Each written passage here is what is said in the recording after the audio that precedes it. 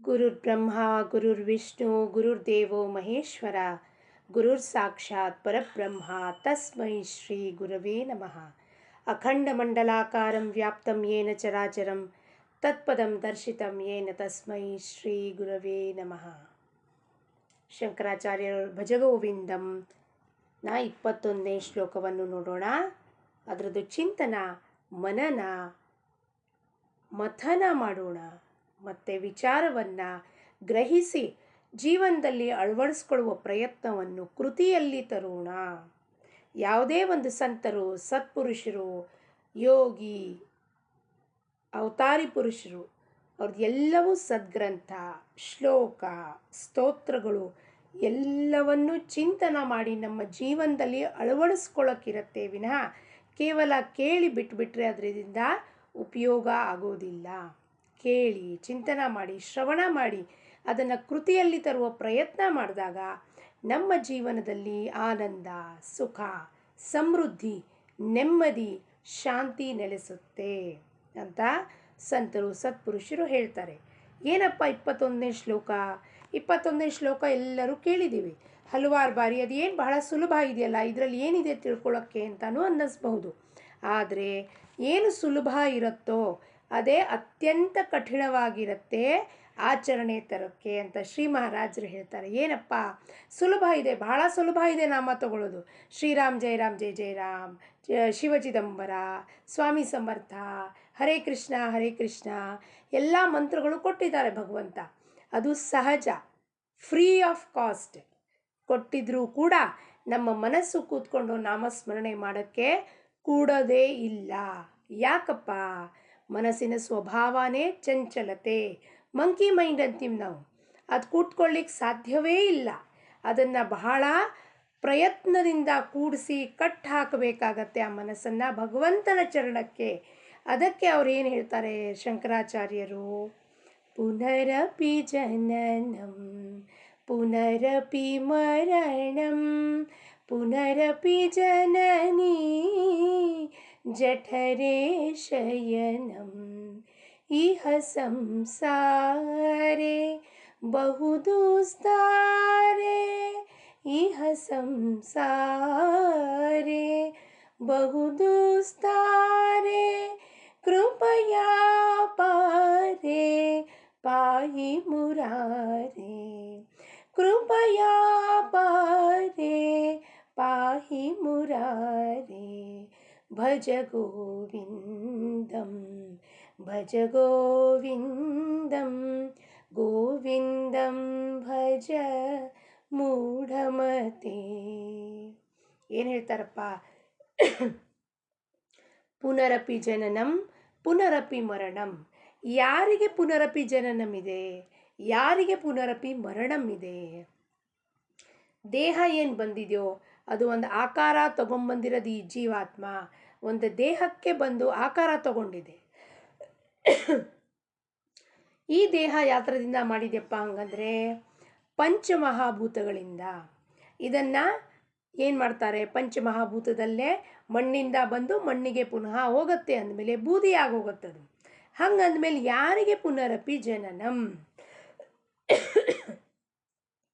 ಮನಸ್ಸು ಇಲ್ಲಿ ಏನೇನೆಲ್ಲ ಈ ಜನ್ಮದಲ್ಲಿ ಕರ್ಮ ಮಾಡಿರುತ್ತೋ ಈ ಮನಸ್ಸು, ಆ ಮನಸ್ಸು ಪುನಃ ಸೂಕ್ಷ್ಮವಾಗಿ ಹೋಗಿ ಮತ್ತೆ ಪಾಪ ಪುಣ್ಯದ ಏನೇನು ಗಣನೆ ಮಾಡಿ ಏನೇನು ಅನುಭವಿಸ್ಬೇಕೋ ಅದೆಲ್ಲ ಅನುಭವಿಸಿ.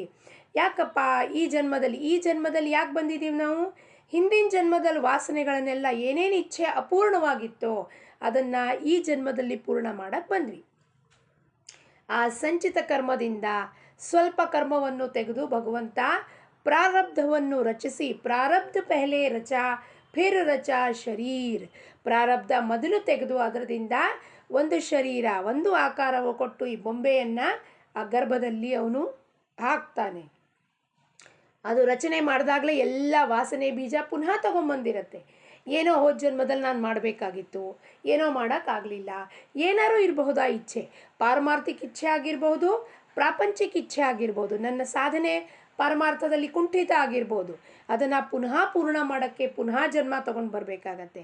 ಪ್ರಾಪಂಚಿಕ ವಸ್ತುಗಳು ಬಹಳ ವಿಷಯ ವಸ್ತುದಲ್ಲಿ ಸಿಕ್ಕಾಕ್ಕೊಂಡು ನಾವು ಇದು ಪಡ್ಕೋಬೇಕು.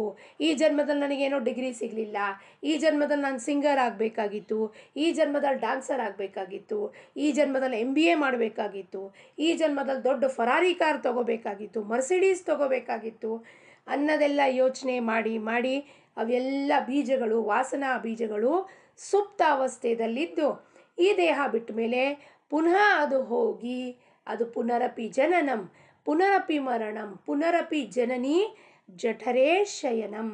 ಜಠರದಲ್ಲಿ ಪುನಃ ಆ ವಾಸನದ ಬೀಜ ತಗೊಂಡು ಆ ಜೀವ ಬಂದು ತಾಯಿ ಗರ್ಭದಲ್ಲಿ ಶಯನ ಮಾಡ್ತಾ ಇರುತ್ತೆ.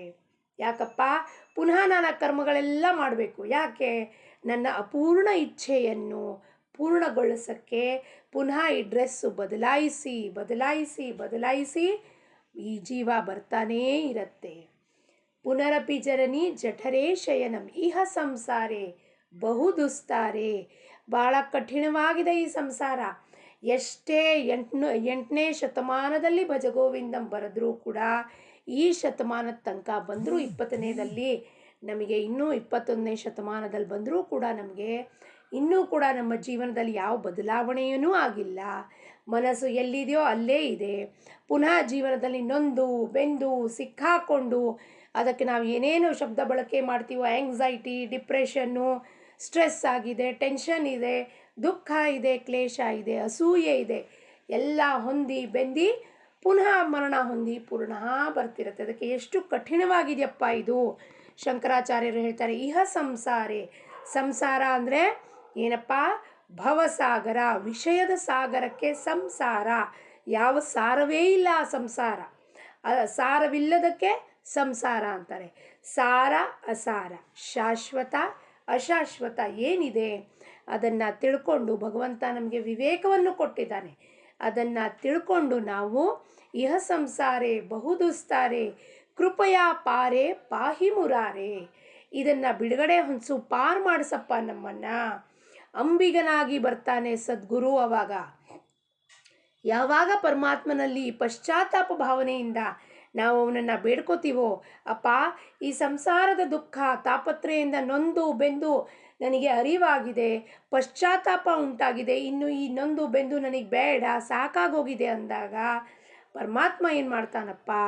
ಅಂಬಿಗನಾಗಿ, ಅಂಬಿಗ ರೂಪನಾಗಿ, ಸದ್ಗುರುವಾಗಿ ನಮ್ಮ ಜೀವನದಲ್ಲಿ ಬಂದು ನಮಗೆ ಅನುಗ್ರಹ ಮಾಡಿ ನಿಜವಾದ ನಮ್ಮ ಧಾಮ, ನಮ್ಮ ನಿಜ ತವ್ರ ಮನೆಯಲ್ಲಿದೆ, ಸಚ್ಚಿತ್ ಆನಂದ ಅಂದರೆ ಏನು ಅಂತ ತಿಳಿಸ್ಕೊಟ್ಟು ನಮ್ಮನ್ನು ಉದ್ಧಾರ ಮಾಡೋಕ್ಕೆ ಬರ್ತಾರೆ. ಅದಕ್ಕೆ ಕೃಪಯಾ ಪಾರೆ ಪಾಹಿ ಮುರಾರೆ. ಪರಮಾತ್ಮ ಯಾರನ್ನು ಕಳಿಸ್ತಾನೆ?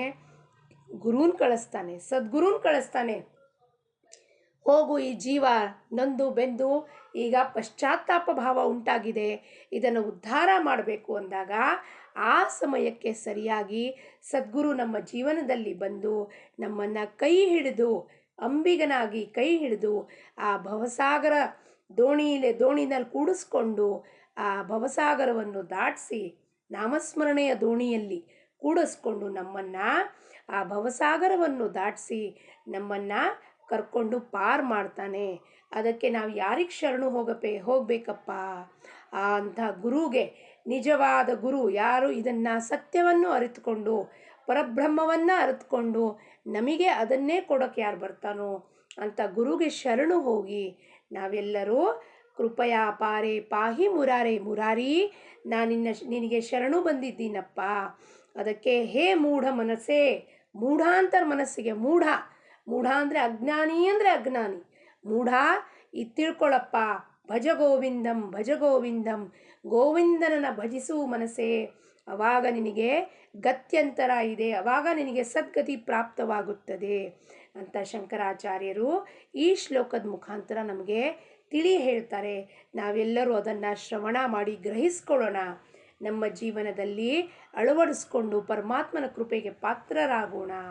ಶಂಕರಾಚಾರ್ಯರಿಗೆ ಈ ಶ್ಲೋಕವನ್ನು ಅರ್ಪಿಸುತ್ತಾ ಲೋಕ ಸಮಸ್ತ ಸುಖಿನೋ ಭವಂತು. ಜೈ ಗುರುದೇವ್.